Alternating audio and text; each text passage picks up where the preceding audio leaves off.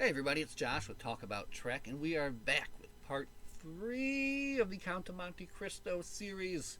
Um, this is probably, this contains one of my favorite chapters in any book that I've ever read in my life, I would say. It is just such a joyous chapter. Anyway, we'll get there in the end. Anyway, part 3. As we last left Edmond Dantes, of course, he took his fantastic yacht back to the island of Monte Cristo, loaded it up with all his treasure, and then, like I said before, that's the last we see of Edmond Dantes. Now he comes back as a new character again and again and again, and that's him getting his treasure, I think. The first thing he does when he comes back is he wants information, right? He's got to find out what happened to all of these people. What was the where did all the conspirators go? How did they end up? What happened to old Dantes and what happened to Mercedes?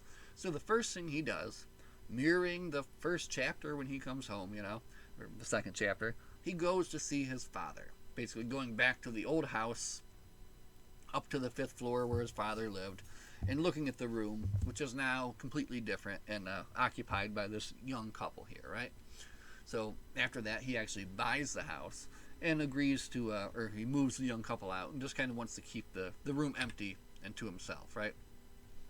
But now, again, he's got to get some information. So here we get to meet another one of his personas, the Abbe Busoni.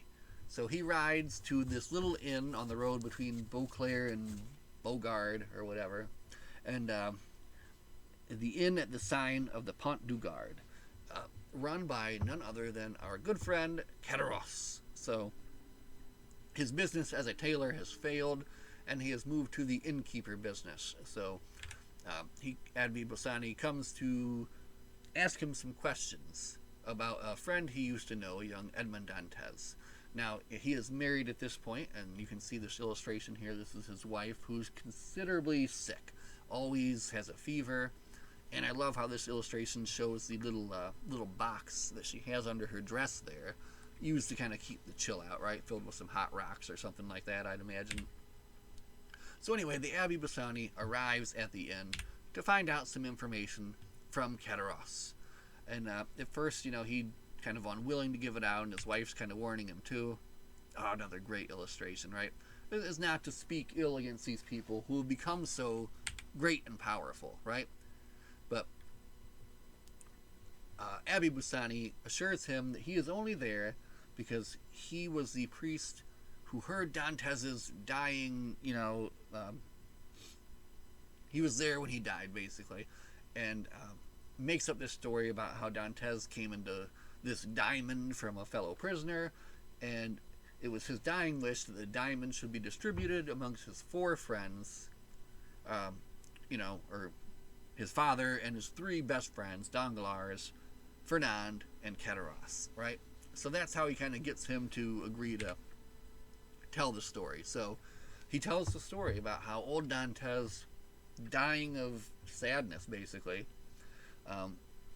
stops eating, and then is seen by a doctor, and the doctor says, oh, you have gastroenteritis, you better stop eating, and then basically kind of withers and fades away. Despite the best efforts of Mercedes, Monsieur Morel, they do try to save him. They try to bring him back to be with him. But he says, no, I will stay here to be where my son will come, when he first comes home, right? But he dies, sad and in pain in his bed, right? Fernand, he tells the story of Fernand, who's sent off to war, and then in the war, basically makes his fortune. And we'll find out more about that later. But he's able to make his fortune in the war. And this is old Carcant saying, hey, what if it is false? Did I get ahead of myself here? Anyway, makes his fortune in the war, comes back, and at this point is able to, Mercedes is kind of long past Edmond. Actually, it's like 18 months, right? But anyway, she agrees to marry Fernand. The heck is this guy?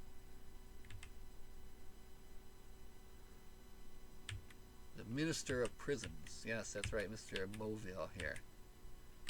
Oh yeah, that was very good too. So anyway, where was that part at even? Okay.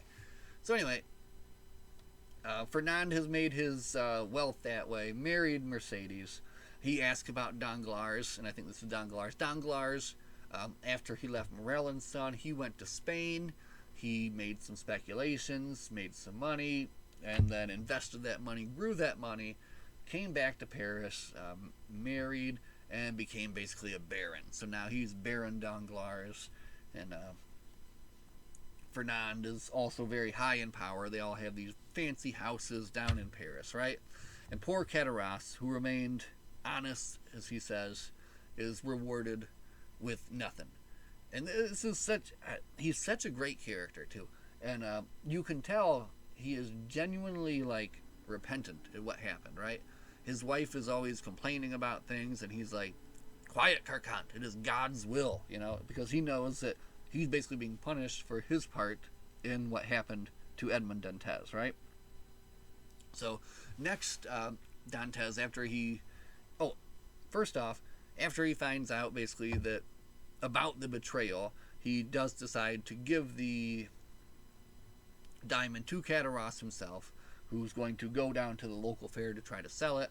And then that was Carcant saying, well, what if it's a fake diamond? That was her right there. What if it's a fake, But anyway, he's got the news he needed. He's rewarded Cataras for his part in it, I guess, And now he has the information he needs to go forth and punish the other ones. But he's not done with his rewarding. So first, in an interesting kind of double meaning thing, he meets with the inspector of prisons, this Monsieur de Beauville, right? And from him, he buys the debt that this guy had that Monsieur Morel owed this guy. So now he owns all this debt. And again, he's doing this in disguise. He's now disguised as an Englishman, doing business for the firm of Thompson and French, right? So first off, he buys the debt, but then he gets into the story of Edmond Dantes with this guy, and then kind of makes friends with him, and then he agrees to let him look through the prison registrar, and this is Edmond as the Englishman doing just that, and that in the registrar he finds the denunciation, the same denunciation written at La Reserve in the left-handed slant of Danglars, crumpled and thrown on the floor, pulled out of the floor, and nailed by Fernand, right? So now he's got the denunciation in his possession, and he owns all of Morel's debt, basically. So now he goes to visit Monsieur Morel to basically say, sir, my firm has acquired all of your debt, knowing what an honorable person you are, because you always pay your bills on time. Because this dude always pays his bills on time. However, he has been met with successive misfortune. Again and again and again. Ships lost, there's things going wrong that are no longer his fault. He has one final saving grace, the Pharaon. Edmond's same Pharaon, due to come in with a load of, I think, silk and some other things from India, but unfortunately, it is not to be. Here you can see First Mate Penelon telling the story of how the Pharaon was lost at sea, right? A great illustration here, too. Just from a small part of the story where Penelon is telling about how the ship is going under, they need to man the pumps, and some of the crew is ready to abandon ship and to get off the pumps, and the captain pulls out his guns and says, I'll blow the brains out of the first man who gets his hands off of these pumps, And this guy's like, oh, my good captain. In the end, they couldn't save the Pharaon. Penelon has to force the captain off of the ship, which again, these little details in these illustrations are so awesome. You can see him being forced off the ship there in the maelstrom. This is old Coakley's, who's the clerk of the company, who's always been, he pays the bills, he does all the bookkeeping for him, right? And he's always been just so happy that they've always been able to do it, like every month without fail. He's always been able to make his debt, always. So, however, now we find that is not the case. So, going to get ahead of ourselves here. The representative from the firm of Thompson and French, of course, the Englishman we know to be Edmond Dantes, meets Mr. Murrell and offers him a stay. Like, would a stay of the debt save you? You know, I can give you, and he's like, well, 2 months. And he's like, I'll give you 3 months. So now it is postponed till September the 5th. And the Englishman is like, on September the 5th, I will come a-calling again to collect this debt, right? Which leads to one of my very favorite chapters in any book of all time, chapter 30, September the 5th. So good. So good. I mean, I don't even know. I could go into depth for a whole 20 minutes just on this chapter alone. Easily. Anyway, he spent the last 3 months kind of marshaling his forces, trying to gather what he can to survive. But unfortunately, not able to. As the 5th approaches, the family can see that Morale is definitely having some trouble here, right? They kind of know that something's wrong. They write for Maximilian, his son, to come quickly. Come quickly. He is in the army currently, but come quickly. Something is terribly wrong. He kind of tells Coakley, he's like, man, we've had it. We can't pay this bill that's due on the 5th. I don't have the money to do it. Oh, this is so cool. So anyway, his son comes home, and now he's being awfully fond. He's being very fond to his daughter, fond to his wife. All of a sudden, his mood has kind of changed a little bit. Now people are freaking out a little bit more too. He's like, oh no, now what's going on, right? So the day of September the 5th arrives, right? And basically, he's like, he loves his wife, he loves his daughter, he kisses them. He's like, I'm going to go up to my study. He tells his clerk, Coakley's, go ahead and ring when the representative has arrived, But Julie, his daughter, earlier in the story, when the representative left, she was told, someday you'll get a letter from somebody signed Sinbad the Sailor, and if you want to save your father, do exactly what that letter says. So here she gets the letter, and the letter tells her that she needs to go to the little house at the alley of Rue de Ralmelane, whatever, and up to the 5th floor to the little apartment, and on that little table there will be a little red sack. Oh, the significance of the red sack, I forgot.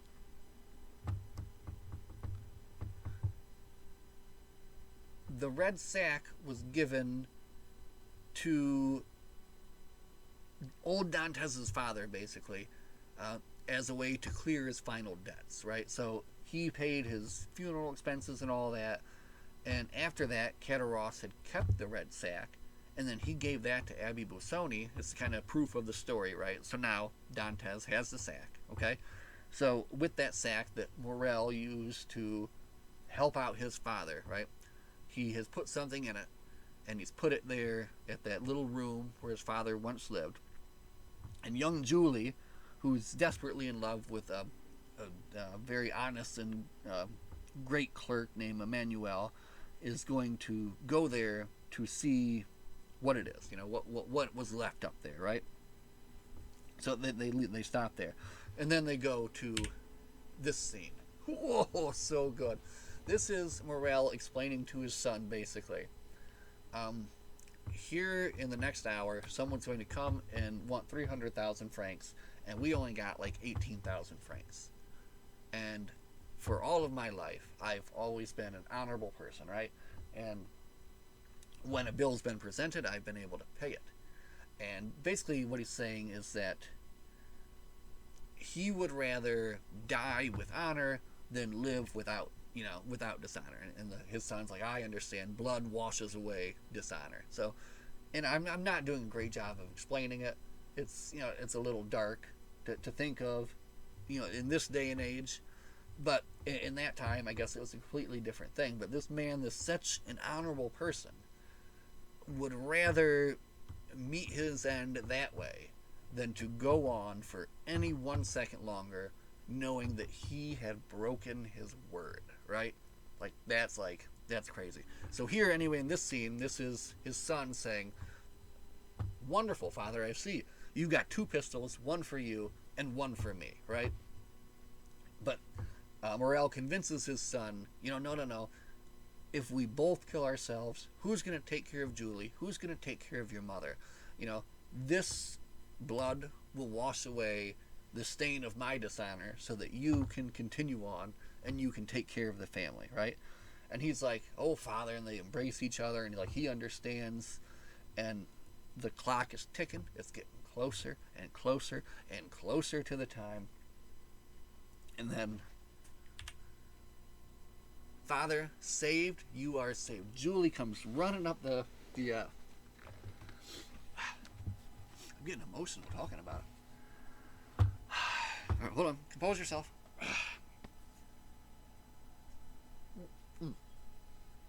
Anyway, I'm fine. Julie comes running up the stairs. Father, you're saved, you're saved. What is this? What is this? She shows him the contents of that little sack. And it was the debt. It's the note that the Thompson and French firm had, marked paid in full, along with a big old diamond marked Julie's dowry, right?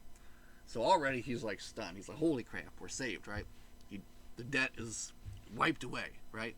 And in addition to that, this beautiful diamond. But that's not even it. From the stairs, they hear, the ferry on, the ferry on. And Emmanuel comes up the stairs, his face contorted with joy, right? And everyone's like, what are you talking about? And he's like, Monsieur, they're announcing the ferry on coming into port. And he's like, all right, well, let's go out there and hope that they're not mistaken and this is some kind of madness, right? God, one of my favorite scenes in any book of all time. So anyway, they go out to the port, and it is truly the ferry on coming into the port, the same ship, rebuilt, obviously. Dantes has engaged the same crew. You can see the Captain Leclerc and is that right? Anyway, the captain and Penelon waving to Morel from the ship.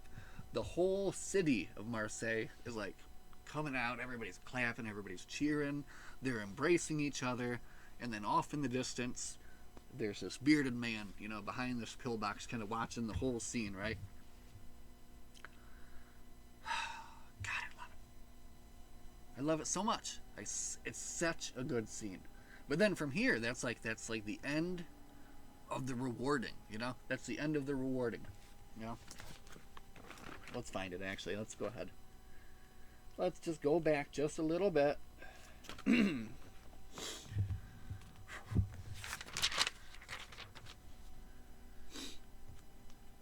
ferry on, he shouted, the ferry on. What is this? The ferry on? Are you mad, Emmanuel? You know very well that she has lost. The ferry on, monsieur. They have signaled the ferry on. She is coming into port. So good. Anyway, the final, one of the final lines here of this chapter, and the ending of part 3 for me here. And now, said the stranger, farewell goodness, humanity, and gratitude. Farewell all those feelings that nourish and illuminate the heart. I have taken the place of providence to reward the good. Now let the avenging God make way for me to punish the wrongdoer. At this, he gave a sign, and as if it had been waiting just for this to set sail, the yacht headed out to sea. End of part 3. From here, it gets wild. So just initially, you've just had like this kind of core characters.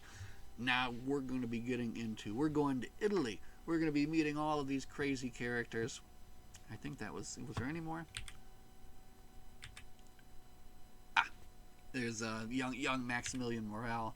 But that was it that's everything that I have for this section here. Kind of a bit disappointed that there was no illustration for the the scene of Emmanuel running up the stairs. That to me, like, that does it every time, man. Woo, the ferry on. Anyway, themes, part 3 themes. Rewarding. I mean, it's rewarding the goodness that was done, and the goodness that Morel did is not to be understated, because he kept trying to free Edmond, even though it was dangerous for him. You know, he could be called a Bonapartist. He could lose his business. So he did a great thing in spite of the hurt that it would cause him, right? And he, as this story does, man, like, the bad guys advance in power, right? Danglars, Fernand, they're doing great. Cateros, Morel, not doing so good. Things are on the down for them, right? Even though they did all the right things. Well, Cateros did not, but Morel certainly did. But anyway, as it said in the final lines there, Edmond, he takes the place of providence to reward those who did the good things, right? And saves this family, and which becomes very important down the line because the character of Maximilian is huge in this book. So, wow. Part 3 of the Count of Monte Cristo always gets to me. Man, more so every time. The more you think about it, the more you really think about like how that must have felt. You know, it really takes you in there. So anyway, from here, very exciting. We are going to be going to the Carnival, right? We're going to Rome. So the next section of the book here. Let me see. So again, at some point, I forget which reread that I did on this thing. I did go ahead and section off different parts. So that's part 1, that's part 2. We just talked about 3, and yes, part 4 is the Italian section. So the whole section where they go to Italy is all next. We get to meet some new characters. We get to get a very like geographical and interesting look into the Carnival at Rome. And like one of the great things about Dumas is that he was a traveled person, and when you read these things, it almost feels like you're kind of reading like a travel book in addition to this great adventure, this wonderful grand adventure. Anyway, end of part 3. Live long and prosper. We'll see you guys in the next one.